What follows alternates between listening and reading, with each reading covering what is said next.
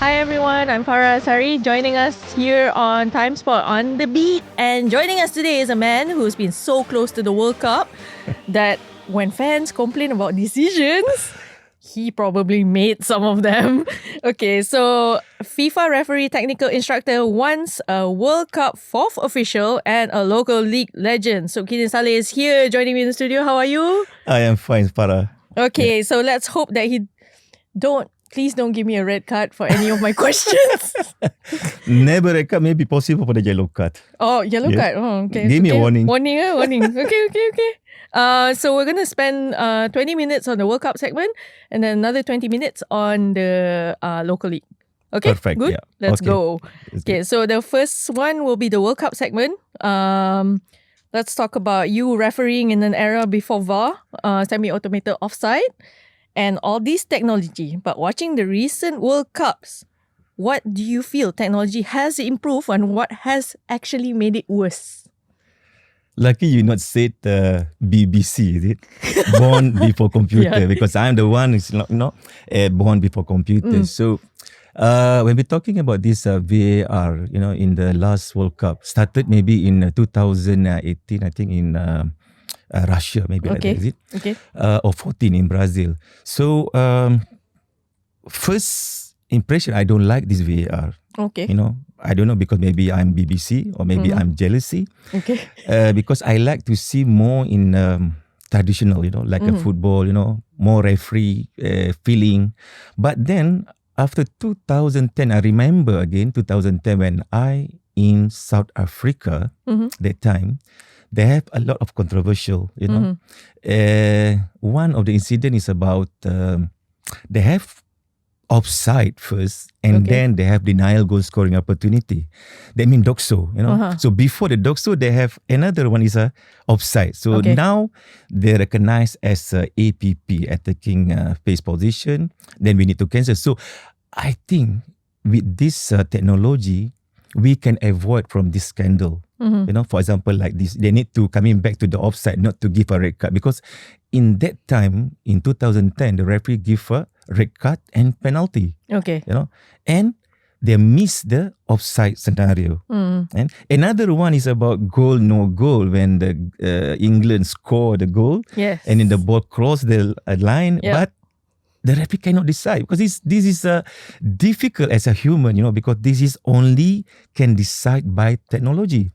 The another one, I forgot the name, this Argentina player, when he's in offside position and received the ball from his teammate, clearly offside, but that time maybe the assistant referee a little bit lack, in his focus, and then they allowed the goal. Okay. So I believe when 2011, end of 2011, when referee director in FIFA, Massimo Busacca, called me, he invited me to become this technical instructor for FIFA. He asked me to join with him, asked me to resign from the education as a teacher. Then I said, I need time to think, but I have something, I want to go with him, because I think we can do something to help referees. So when we meeting, then we can, we find something that the technology can avoid all these things scandal, especially for those incidents like really need a technology. For example, goal line. Now we call it goal line technology, because the ball cross and then coming back is not easy, like what happened to England team. So for me, this is very significant for technology when they can help to avoid from the scandal.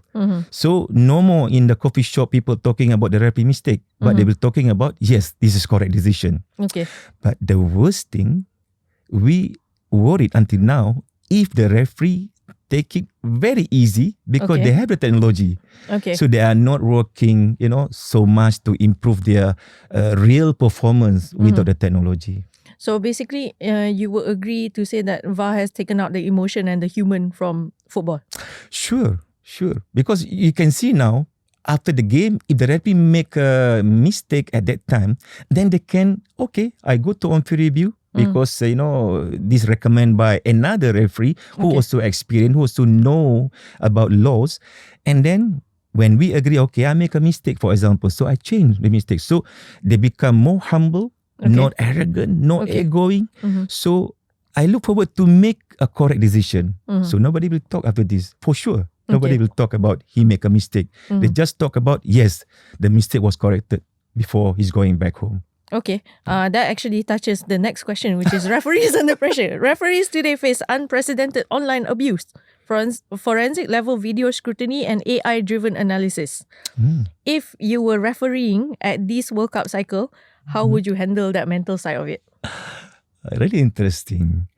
The first thing, we are not encouraged, not encouraged, before I go to myself, we are not encouraged any referees to have social media, like Facebook. At all? At all.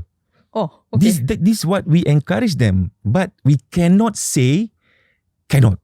Okay. Just by advice, we said better don't have this social media, Twitter, Facebook, Instagram, because we don't know what people looking for us. Today we're doing something good, and then they will please to us. But tomorrow, if you make something mistake, they will go through to find your family, not only you. You know.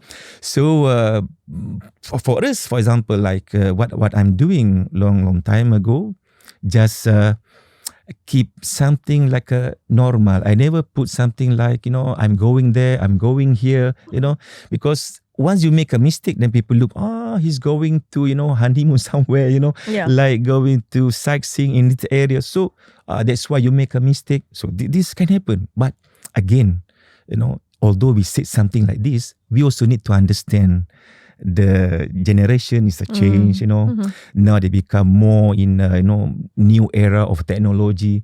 So for football also, we need to follow. Okay. We need to follow this how they change, because we need to also have a good relation, to the fans, to the supporters, to make them understand why the decision come out like this. And then for sure, maybe not all support you, but at least some of the good things they can spread to making, a positive for football. But personal advice, better don't have any social media. Okay. Yeah. But case in point, you're quite active on X as well, where you explain certain decisions or certain scenarios and all this. But during the time when you were refereeing, did you have social media pages, or were you that active? I have, but non-active. Okay. Yes. But did you get the backlash? Sure. Some of them, say something about my family. They say something personal to me. Sometimes, they will DM. I don't know what means. Something like, okay, direct message. Direct message to you. Say something stupid or whatever. But I think maybe I immune that time because as a referee, we are really immune with this kind of, bully or something from the media. Okay. Yeah. But can I ask, like, based on your experience, what was the worst that you ever experienced? You mean in terms of cyberbullying, like to which extent did they actually take it? Only when I retired as a referee, that time I become chairman referees in FM. Yep. And then they start say something very bad about my family, and at this moment I cannot accept because they direct to my daughter, for example. Okay. And then say something to because these people, they are so crazy, They know that you are not interested or not reply something what they are asking you. Okay. And then they try to find who is your family. Okay. Then they try to find which one is a very weak one. Okay. So they go to your daughter. So when they go to the daughter, then I become very weak. Yeah, of so course. That's why one of the reason I don't want to involve too much that time because of this, bully in the media. Yeah. Okay. All right. So next question is, a big global complaint is inconsistency. Different tournaments and even different confederations applying VAR very differently. Why do you think world refereeing still struggles to unify interpretations even with the same laws of the game? Everybody read the law, but maybe they not understand the law.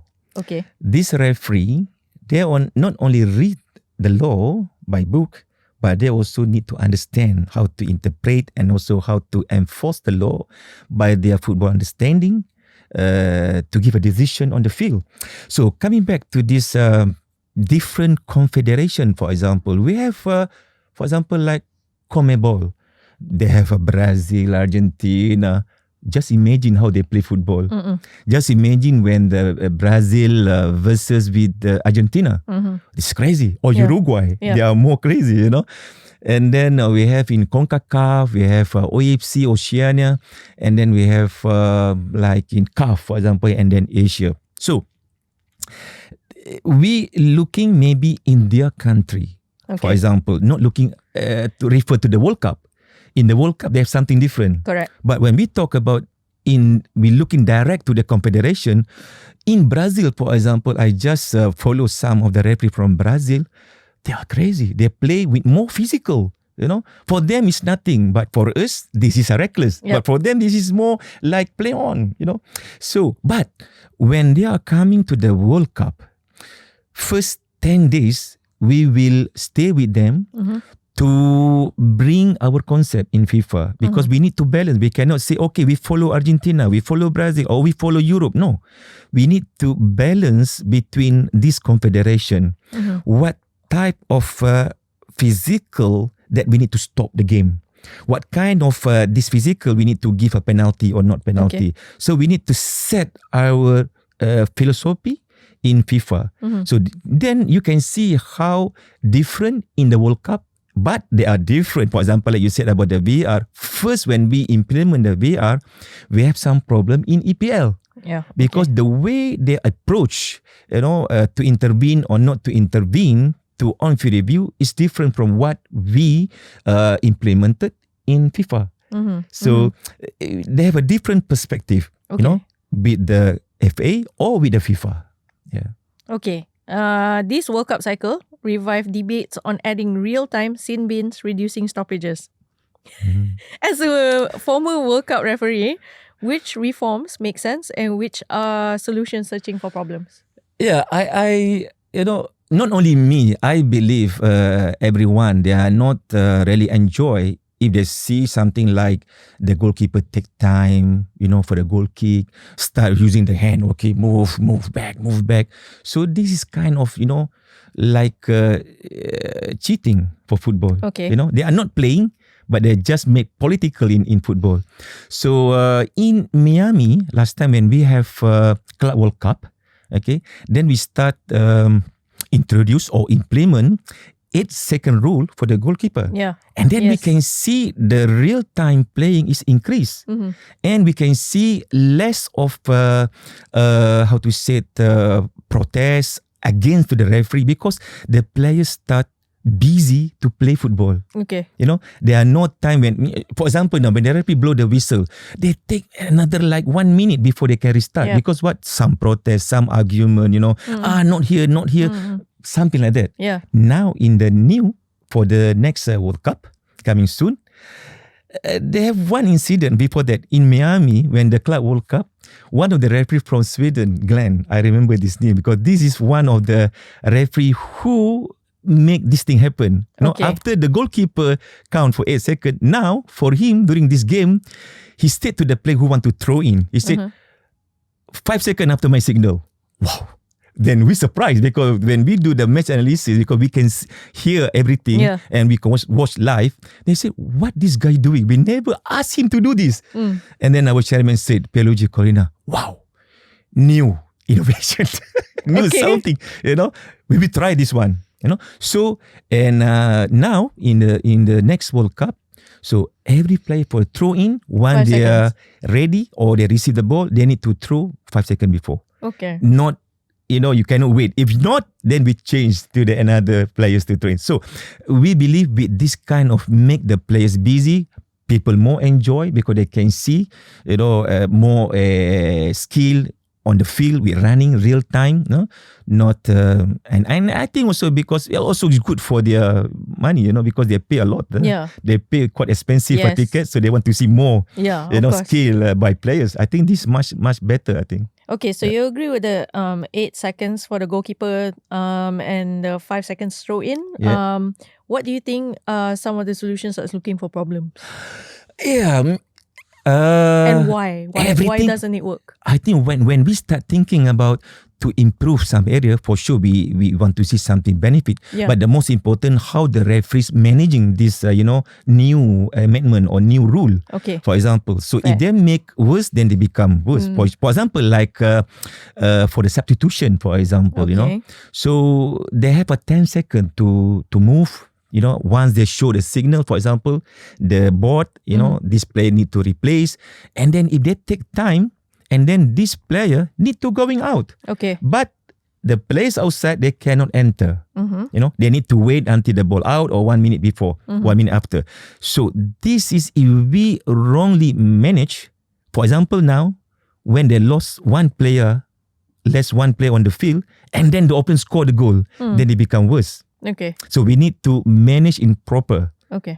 So and for example, also for the players who are injured, then they need to stay outside after the treatment outside. They need to wait about 1 minute, something like that, before they can enter to the field. So I'm still worried if this during this time and then the opponent score the goal, then for sure they become a big issue. People will start talking from something positive become negative. This is what we need to be fine-tuned, and we still have time before we kick off in Mexico. So we will talk about this with our referees, how to manage properly, not to making any scandal. Okay. Yeah. Skip some questions. Do you think that fans are unrealistic today? Has technology accidentally created the illusion that refereeing can ever be perfect?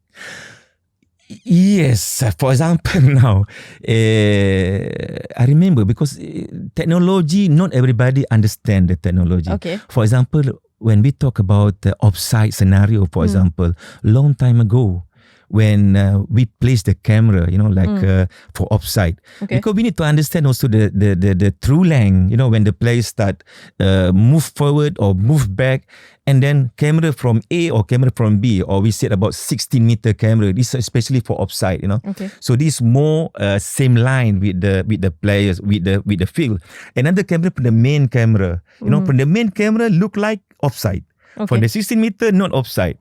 So this is something also make the fans or the supporter, they will against.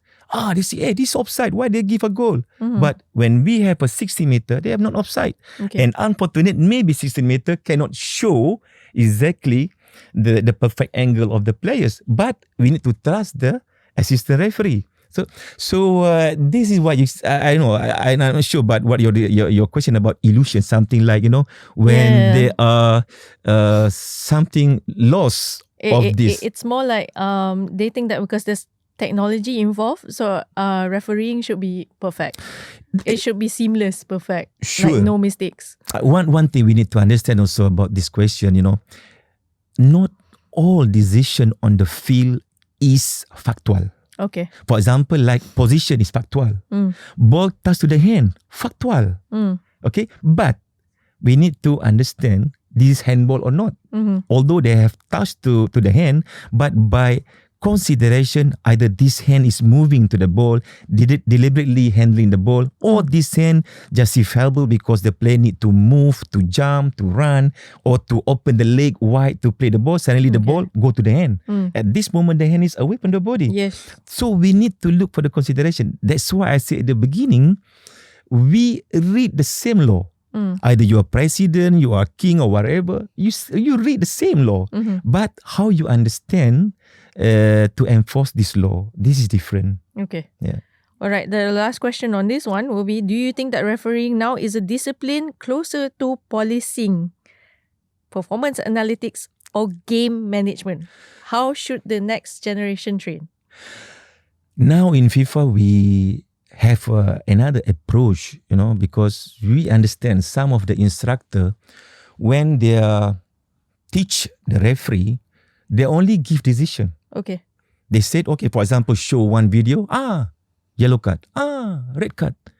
Just say like that, Yeah, this is offside. So they need to understand. We need to teach these people how to understand to make a decision, the process before you can find the decision. Yeah. So, for example, now we need to find consideration. For example, like, okay, they have a contact inside the penalty area. They have a contact, but this kind of contact, how this happen? We understand the contact, the scenario. They're going both sides together to challenge for the ball. They have a physical contact, but this contact is a normal football contact. So we need to explain this, because if you just imagine, you see about the contact only, because foot contact to the foot, or for example, or shoulder contact to behind, the body, and then they say, this is decision should be. Cannot. Okay. We need to see the whole process. Yeah. So again, this is under the game management. So the best referee in the world is not about how you show your character something, but it's about management. How you can use all the 70s law, to put in one scenario to use, and then to manage to make decision. Yeah, not just looking, I saw the contact. No, I need to read before the contact. Okay. That means 10 seconds or 5 seconds before they arrive to challenge for the ball, you know already. 5 seconds, you know already what decision you should give. And then when they have the contact, then you give your decision. So this is what sometimes we miss with our referee, when they're born only just to think about the contact, but they miss about the story before the contact.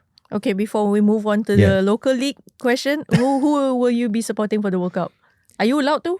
Yes, for sure. This is team number 1. Okay. Yeah, this is a referee's team. Okay. All right, so let's move on to the local league portion of it. A reopened debate. The discussion has come back about privatization of referees in Malaysia. There's been renewed pressure for Malaysia to privatize refereeing, to make it fully independent, professional service outside FAM. Based on your career, what have you seen globally, and is this the only way forward? Pro and con, is it? Okay. I really like to see referees independent. Okay. But to put them outside from the FM is quite dangerous. For example, like a member association. This happened also a long time ago in Korea, for example, or maybe in Japan. In many countries, they're doing this. But then people start talking, because this is outside from the FA or MA, So who control them? Okay. Who give them a sponsor, And this sponsor related to the team or not? But if we put under member association, for example, in Malaysia, we put under FM, they are more independent, because the FM not have any team. So this thing. And many years ago also, we talk about to make referee more professional. Yes. So for me, professional mean the way your life, the way you officiate the game, the integrity, this is proportional. Yeah. So and also when we talk about professional, I said, when you want to put a professional, make sure they receive a proportional way treatment. Okay. Not only by a single cent, something, okay, you are a professional referee, okay, I give you 1,000. What 1,000 to do? Yeah. So when they become a professional, that means they need to bring themselves characteristic of as a professional. They need to find a coach. They need to someone to have a match analysis, for example, to help him. So many things. So they need to pay. So we need to find a better for them, to make sure they can perform as a professional. Yep. Yeah. Because currently most of our referees have full-time jobs, right? And then they do this on the side as well. Yes, Farah. Yes, Farah. You know what? It's something in Malaysia, yeah. For example, now even the government support, maybe the boss of the referee also support. Okay. But remember, they need to move. For example, they need 2 days at least when they officiate the game. For example, from Penang to go to Kuala Lumpur, at least 2 days. So some referees, they are not really like a professional, like a job. Yeah. So they're working with some company, for example, or maybe working with the Maybank, for example, right? So how many times the Maybank can give you, leave, to go.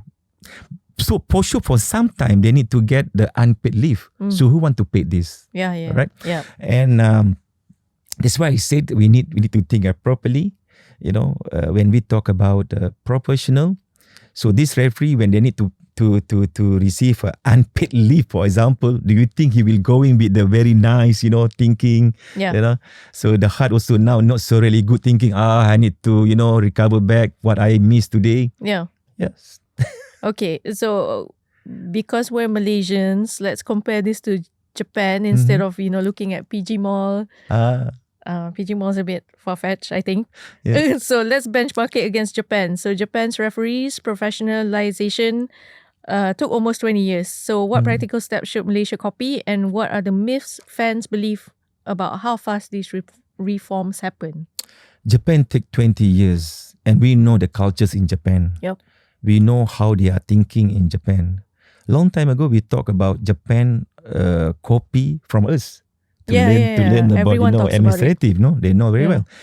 So why we cannot change? Why we need to copy from Japan when we need to be lead? To bring our style. Not to copy from the others. So we need to understand our cultures. For example, Malaysian culture is more sensitive. It's very sensitive when we're talking about this, cents and dollar. Japan, again, I just watched also one of the candidate from Japan, Mr. Araki, whatever decision he give on the field, the players don't argue. Okay. So they are very polite, always hide. Maybe arigato, I don't know, but Malaysia is quite different. Yeah. So before we copy something from the outside, we need to think how we can develop our referees in the correct way by guidance by FIFA. If you want to make a professional referee, try to understand our cultures, try to understand our economic, in Malaysia before we prepare or we produce this professional referee. Yeah. Okay. Let's talk about VAR. VAR has always been controversial in Malaysia because we just started it like 2 seasons ago. Yeah. There's huge criticism about VAR implementation, slow checks, communication delays, unclear protocols. We also don't have things like goal line technology and such, right? So what do you think is the real problem? Is it the lack of equipment, training, culture, structure, or expectations? I watch sometime, but not full time of the game, But when I watch how the referees, VAR referees, when they start intervene, the referees on the field, and then when the referee go to the on-field review, then I start thinking something about lack in the training, lack in experience, for example, and also I need to be fair. What kind of the provider they're using? For example, like the system they're using, like Hawkeye or Quality, or we have many things, many. So some provider, they don't have a goal line technology. They don't have offside line technology. Yep. So then they only depend on the subjective. Yeah, when the VAR just watching the physical contact, for example, for the scenario like a red card situation, but when they come into the offside, they have difficult. Okay. Because why? When some tight situation, they need the line. Yeah. They mean the how to call it offside line by system of the VAR. Okay. They have a different because they have a calculative and something. But some media they put also line, but this is not calculative line. This is different. Yep. They are not true line actually. Yes. So once they don't have, then I say, why are you waiting for? The referee decision on the field is a offside. But then they are checking with a very tight situation. Then you don't have offside line technology. Why you want to spend your time so long and the people waiting for suspicious yes or no? So this is about lack of experience, or maybe they start thinking to digging more. Okay. But for the VAR, it's about clear and obvious error. So what I can say about some of the situation in Malaysia, they start looking for something that like illusion only, not the real. You cannot see the real on the field. You know, so they try to something like, you know, when you watching many time, then you start going to this area. For example, like this no foul, but you watching 1, 2, 3, 4, and then you start looking foul, something like that. And also they are depend too much with the slow motion. Football play by normal speed. On the field, for example, you never see some players running with slow motion. Tick, tick, tick, tick, tick, tick, never. Yeah. You know, but when you observe them, when you review the incident, you review with the slow motion, this is wrong. Slow motion only to find detail, to see the contact.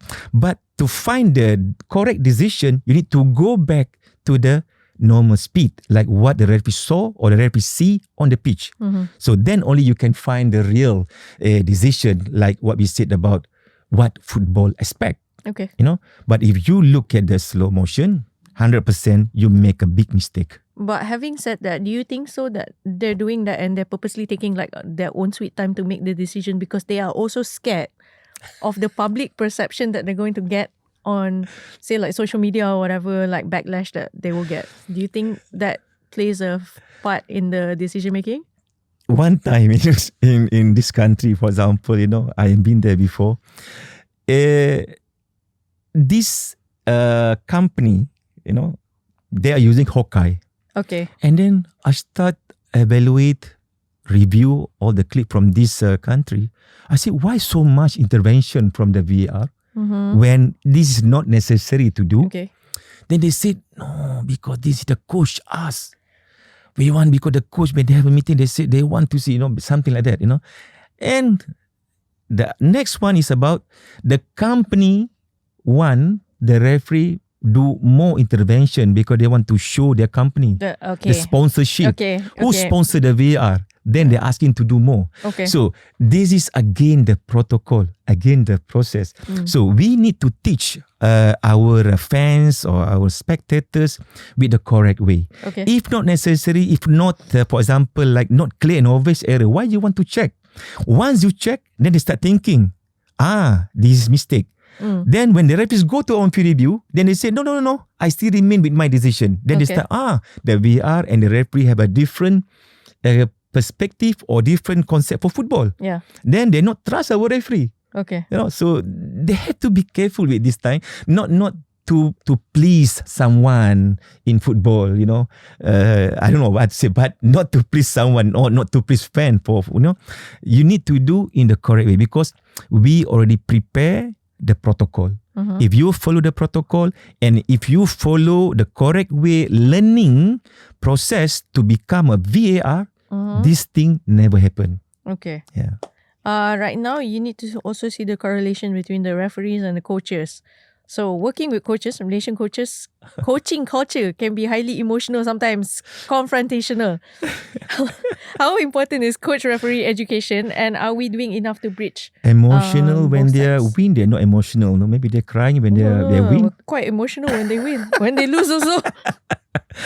So how do we bridge that gap between the coach and the referee? Coach, when they're going to have to get the license, for example, A license or whatever. I remember when CBA, for example, they need to go through with one of a session with the referee. But this is only basic. They are not go deep detail. But through my experience, the coach, although they are sometimes they are very emotional, but they will accept. They respect. You know, same like the referee respect to the coach. Coach also respect to the referees, and I've seen this a lot. Although like in Arab country, for example, we can see, you know, they are more aggressive, but at the end they will still respect, you know. So what we can do is, you know, the coach need to understand what the referees doing as their job. For example, now in the World Cup, before we go to the World Cup, last month I think, all the coaches already attend one seminar. And then the referees chairman already prepare like a topic, something like hot topic, all the incident, for example, from the challenges, penalty area, handball, offside, something about the game management or VAR also. So we put in one presentation. So all the coaches, they follow this seminar or follow this presentation, And then we start discuss with them. We give our introduction. We give our information. What the referees look for this World Cup. What is our approach for every incident in the World Cup? So now the coach understand. Now the referee look for this. This is a handball. This is no handball. This is offside. This is a penalty or not. So they receive short information. All right. So now the time for them to respect. And then for the referees, they need to, how to say in English, walk with talk, something like that. I don't know what to say. So whatever they say to the referee, to the coach, then they need to prepare to make a correct decision on the pitch. Okay. So now our instructor part, when they arrive, then we need to make them be ready to make a correct decision from what we already present to the coach. So here also, in Malaysia, why not? For example, half season, when they have a break, then bring all the coaches. And then we show what we have before during the game. Some incident maybe become scandal or whatever. Then we can discuss, So I think this is the role of a technical director in Malaysia, for example. They need to bring this, So then before the new season start, bring again the coach, and then the referee department can present also what they are looking, guidance, the guide, for the next season, what the referees are prepared with the new law, for example, with the 8 second or 5 second, whatever. Okay. So let these people ready. Yeah. The coach now, after that, they will present to their team, to their players. Okay, we need to respect this because this law not for the referees. Football is for the players. Yep. The referees only be there to help them to flow, to make them play in the safe manner. Safe, because without referees, then who want to manage the law? Yeah. Maybe the players, every time they have holding, every time they have, like a tackle with the dangerous tackle. So the referees just to help them to play well, to save, to make them play with the safe. Okay. Yeah. So I want to know more about your experience in your career, throughout your whole entire career. What do you think has been your toughest call that has stuck with you until today? And what lesson did you actually learn from that call? I remember one time, this I cannot forget, because I feel so stupid. This happened in Terengganu. Okay. Yeah, and this player now is a big boss in, I think, in Mecca, when he's the owner of one of the restaurant in Mecca, a nice guy, It's Harudin Omar. Okay. So the game between Terengganu as a home team and Perak Darul Rizwan that time. So then one time they have a counter attack. Okay. This Harudin is a very, I don't know, he's Rabuan Pete or someone is very fast, like a bullet. He's running so speed, So I'm trying to adapt, one time when he start running, then I start follow him because I know he's going to the penalty area, and then boom, I blow the whistle for the penalty. I give so confident to give a penalty, and then he celebrate, the players start argue. Then I start thinking why they are argue with me, Okay. This the defender of the Perak team.